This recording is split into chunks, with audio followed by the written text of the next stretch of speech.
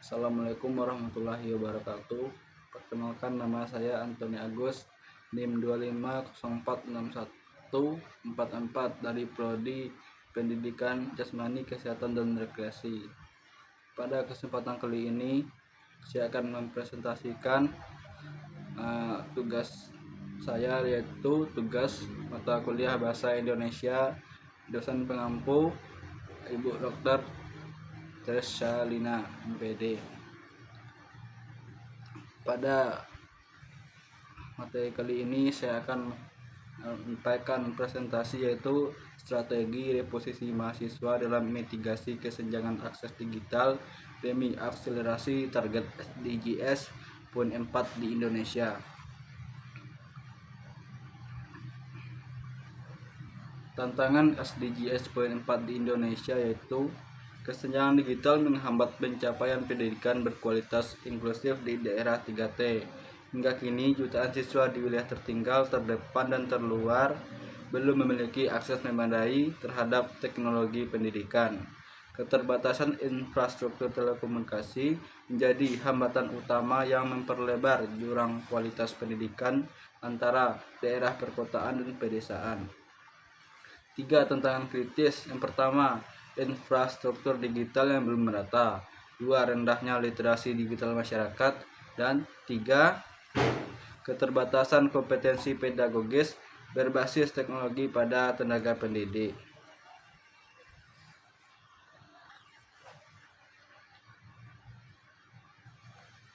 Selanjutnya yaitu kesenjangan digital, faktor penyebab berlapis. Yang pertama, 3 lapis kesenjangan digital. Menurut Van Dijk, akses material, kepemilikan perangkat dan koneksi, keterampilan digital, literasi dan kompetensi, dan penggunaan bermakna. Infrastruktur telekomunikasi belum merata di wilayah 3T, memperlebar jurang antar kelompok masyarakat. 2. Hambatan kultural turut memperparah kondisi. Resistensi guru terhadap teknologi baru, pola pikir masyarakat pelosok yang kurang adaptif, serta fragmentasi kebijakan yang menghambat implementasi solusi digital secara berkelanjutan di daerah tertinggal.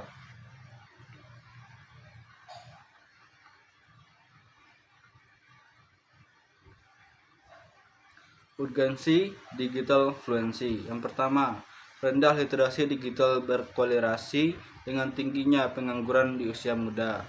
Ancaman nyata bagi daya saing generasi Indonesia di era digital global. 2.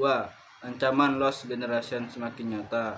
Ketimpangan akses digital menciptakan jurang ketidakadilan sosial yang dalam antara anak kota dan anak desa di seluruh Indonesia.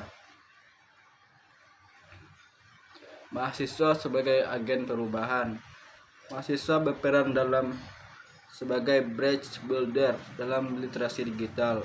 Melalui Tridharma Perguruan Tinggi, mahasiswa menjalankan program literasi digital di kawasan suburban dan rural, termasuk taman baca digital dan pelatihan software bagi guru honorer. Service learning sebagai solusi integratif SKS mendorong kolaborasi lintas disiplin. Mahasiswa teknik memperbaiki jaringan, mahasiswa keguruan mengembangkan metode pembelajaran hibrida untuk daerah 3T.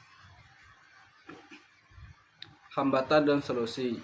Pertama, hambatan implementasi. Biaya perangkat dan kuota bagi keluarga prasejahtera, fragmentasi kebijakan dan tumpang tindih program, distribusi gawai tanpa pemeliharaan berkelanjutan. 2. Model solusi. Kurikulum inklusif berbasis literasi digital adaptif, offline first arsitektur, akses konten tanpa internet konstan, sinergi triple helix, pemerintah, swasta, dan akademik. Kurikulum digital inklusif dan offline first. Adopsi kurikulum digital internasional yang adaptif untuk wilayah 3T menjadi langkah krusial dalam pemerataan pendidikan.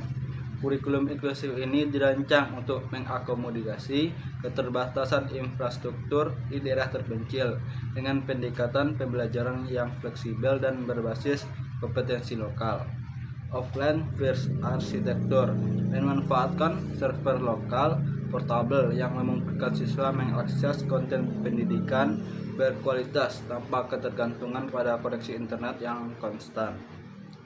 Server lokal portabel menyimpan materi pembelajaran secara lokal, sehingga kendala geografis dan ekonomi tidak lagi menjadi penghalang bagi siswa di wilayah 3T untuk mendapatkan pendidikan berkualitas setara. Sinergi Triple Helix, yaitu pemerintah dan swasta.